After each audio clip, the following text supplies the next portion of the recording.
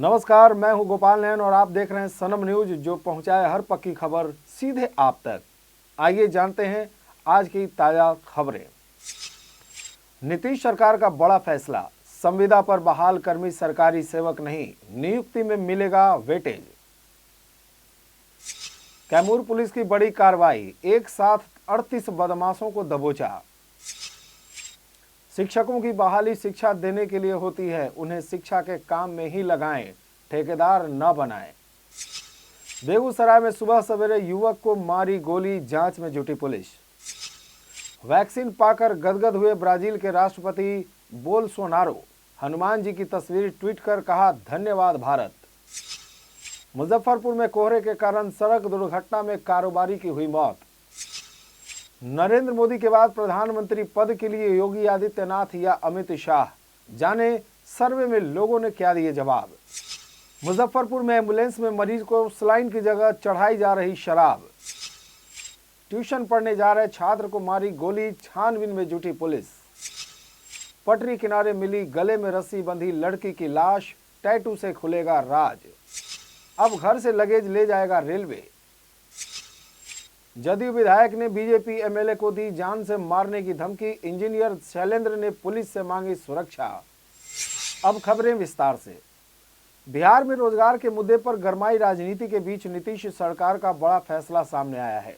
इसके तहत राज्य में संविदा पर बहाल कर्मी सरकारी सेवक नहीं माने जाएंगे। 1 माह की पूर्व सूचना या 1 माह का मानदेय देकर इनका कॉन्ट्रैक्ट समाप्त किया जा सकता है। मिली जानकारी के अनुसार सरकार अब स्वीकृत पदों पर ही कॉन्ट्रैक्ट पर बहाली कर पाएगी। वहीं यह जानकारी भी सामने आई है कि संविदा कर्मियों को नियमित नौकरी के लिए वेटेज दिए जाएंगे। गौरतलब है कि जिले में तेजी से बढ़ते अपराध को देखते हुए कैमूर एसपी के निर्देश पर भभुआ डीएसपी सुनीता कुमारी के नेतृत्व में विशेष अभियान चलाया गया, जिसके तहत 38 लोगों की गिरफ्तारी की गई है। इसके पहले भी कुल 53 लोगों की गिरफ्तारी की जा चुकी थी। जानकारी के अनुसार इन सभी लोगों के खिलाफ अपहरण, डकैती, हत्या, लूट, मारपीट सहित कई मामले दर्ज हैं। सभी आरोपियों की गिरफ्तारी भभुआ, चैनपुर, चांद, भगवानपुर, बेलान और अधौरा थाना क्षेत्र से की गई है। हाई कोर्ट ने चिंता जताते हुए कहा कि दुर्भाग्य है कि बिहार में शिक्षा विभाग के अधिकारियों ने शिक्षकों को शिक्षा के क्षेत्र से हटाकर उन्हें स्कूल भवन के निर्माण कार्य में लगाकर ठेकेदार के रूप में स्थापित कर दिया है। यही नहीं, आवंटित राशि का उपयोग नहीं किए जाने पर उनके खिलाफ प्राथमिकी दर्ज कर अभियुक्त बना दिया गया। कोर्ट ने कहा कि शिक्षक को अभियुक्त बनाए जाने के पूर्व विभाग ने जिम्मेवारी तक तय नहीं की है। कोर्ट ने शिक्षक को अग्रिम जमानत दे दी। मामला नगर थाना इलाके के निगम चौक की है, जहां अपराधियों ने सुबह सवेरे एक युवक को गोली मार दी। गोली लगने के बाद गंभीर रूप से घायल युवक को इलाज के लिए अस्पताल में भर्ती कराया गया है, जहां उसकी हालत गंभीर बताई जा रही है। घायल की पहचान नगर थाना क्षेत्र के रहने वाले अनिकेत कुमार के रूप में की गई है।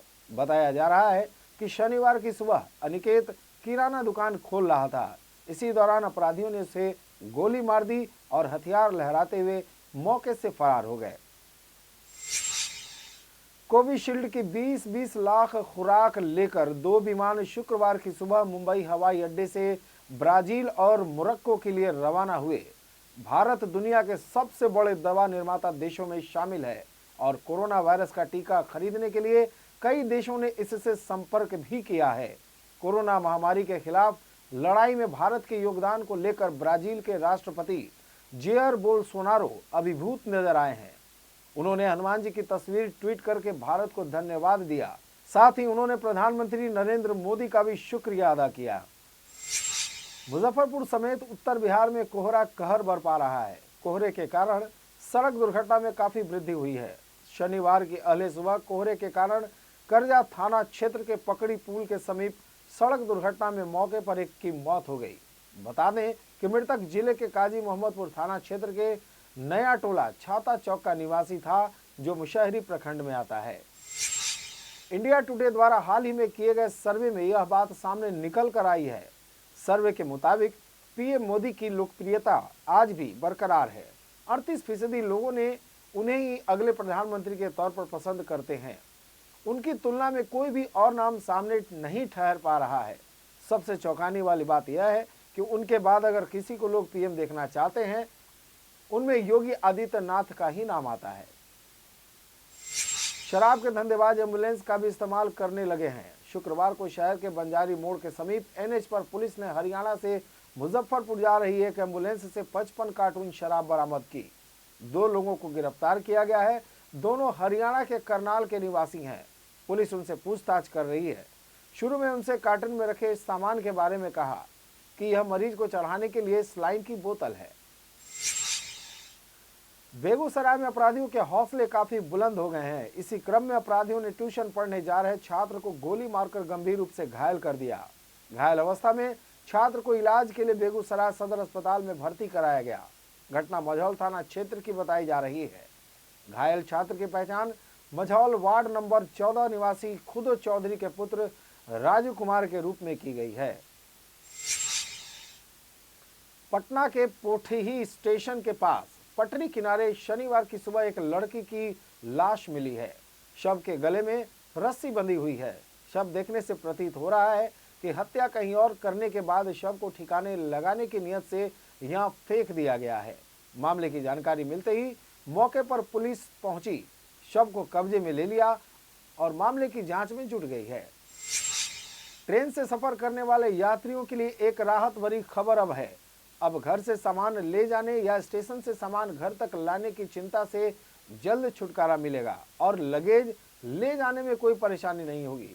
अब रेलवे इसके लिए योजना शुरू करने जा रही है, जिसके बाद अब रेलवे यात्रियों का सामान घर से गंतव्य तक पहुंचाएगा। पूर्व मध्य रेलवे के रेल मंडल ने इसे मंजूरी दे दी है।